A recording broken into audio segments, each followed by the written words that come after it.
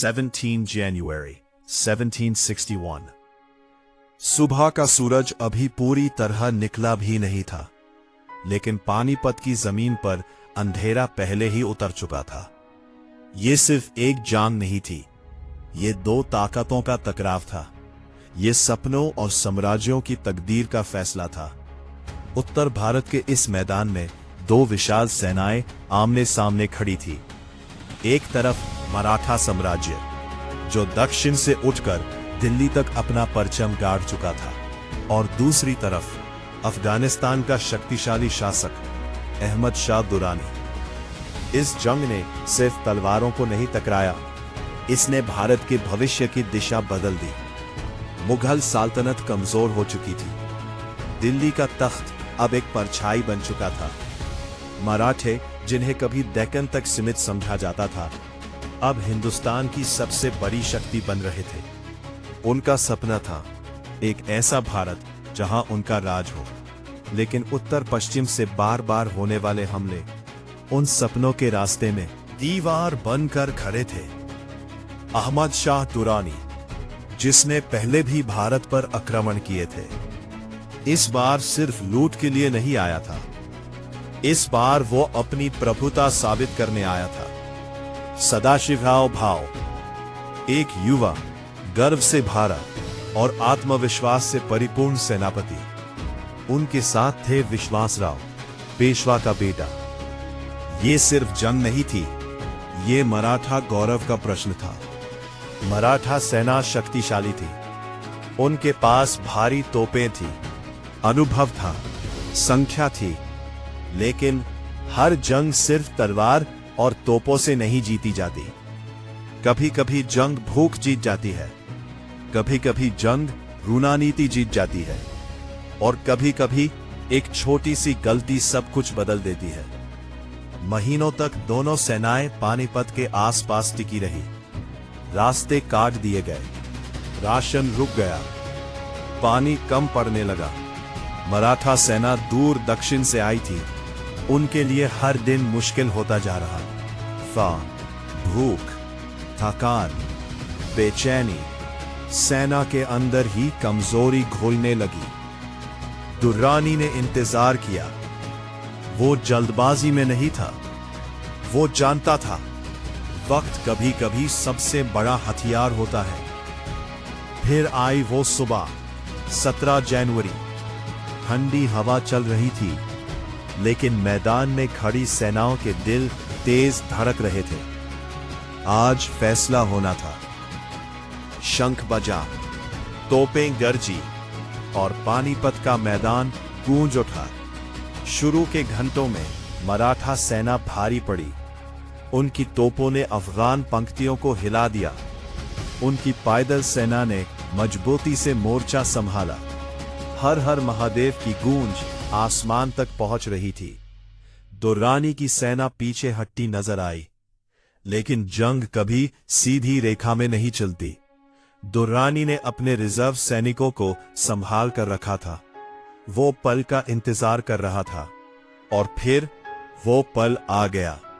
मैदान के बीच एक खबर बिजली की तरह हाईली आदि शारा गिर चुके थे। युवा नेता का गिरना सिर्फ एक व्यक्ति का गिरना नहीं था, वो सेना के हौसले का टूटना था। सदाशिवराव भाऊ के चेहरे पर पहली बार चिंता दिखी। आदेश बिखरने लगे, पंक्तियां टूटने लगी, और तब दुर्रानी ने अपना अंतिम वार किया। अफगान घुड़सवार दोनों किनारे से आगे बढ़े। मराठा सेना बीच में फंस गई। मैदान धूल से भर गया। चीख पुकार गूंजने लगी। जो सुबह तक विजय की ओर बढ़ रहे थे, अब बचने की कोशिश कर रहे थे। दोपहर तक जंग अपना रंग बदल चुकी थी।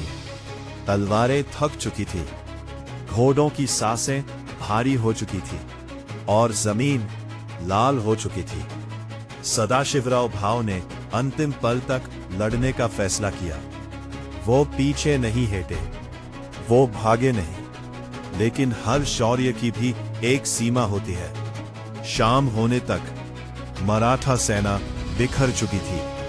पानीपत का मैदान लाशें और टूटे हुए सपनों से भर गया था। अनुमान है कि इस जंग में हजारों नहीं 10,000 लोग मरे गए और संख्या से ज्यादा भारी था उसका प्रभाव। मराठा शक्ति को गहरा झटका लगा। उनका उत्तर भारत पर कब्जा कमजोर पड़ गया। मुगल और कमजोर हुए और कुछ ही दशकों बाद एक नई शक्ति उभरी, अंग्रेज। पानीपत ने भारत को तुरंत नहीं बदला, लेकिन उसने रास्ता जरूर बदल दिया। ये जंग एक याद है कि अहंकार और अति विश्वास कभी कभी महंगा पड़ता है।